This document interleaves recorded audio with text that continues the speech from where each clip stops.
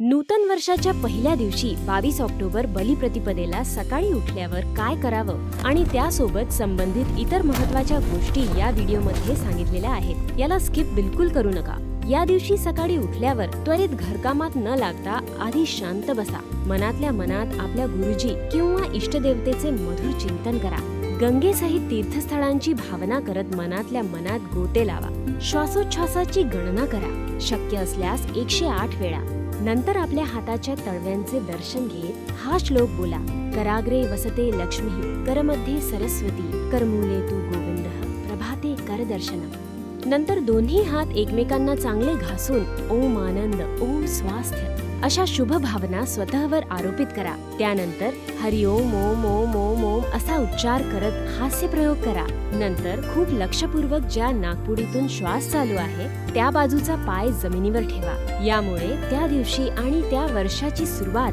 शुभ होईल. कामांमध्ये यश मिळेल आणि शरीर व मन संतुलित राहतील.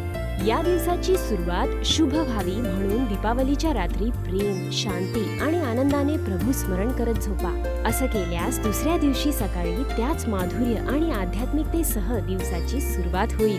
नवीन वर्षाच्या पहिल्या दिवशी 22 ऑक्टोबरला पुण्यकर्म करत वस्तूंचं दर्शन केलं पाहिजे. शास्त्रात याचा उल्लेख आहे. परम पुण्यशाली तर भगवंत आहेत आणि भगवंत प्राप्त केलेले संत महापुरुष आहेत. परंतु ज्यांना संतांचं दर्शन मिळत नाही त्यांच्यासाठी देवमूर्ती, तुळशी, पिंपळ, वटवृक्ष, पांढरं फूल, शास्त्र, जग, कुश, फळांनी भरलेली टोपली, दीपक, चंदन, सुवर्ण, खरे हिरे मणी मोती, वासराला दूध पाजणारी देशी गाय, देशी गाईचं दूध, तूप, दही, गोमूत्र, गोशाळा, नवीन सात्विक वस्त्र, पाण्याने भरलेला कुंभ, शुक्ल पक्षाचा चंद्र, चंदन, कुमकुम, शंख इत्यादींचं दर्शन हितकारी, सुखकारक आणि शुभ मानलं जातं. संत श्री आशारामजी आश्रम अहमदाबाद आणि पूज्य बापूजींच्या इतर आश्रमांमध्ये देखील अशा पुण्यदायी वस्तूंचं दर्शन आश्रमातच करायला उत्तम व्यवस्था आहे. तिथे जाऊन तुम्ही याचा लाभ घेऊ शकता.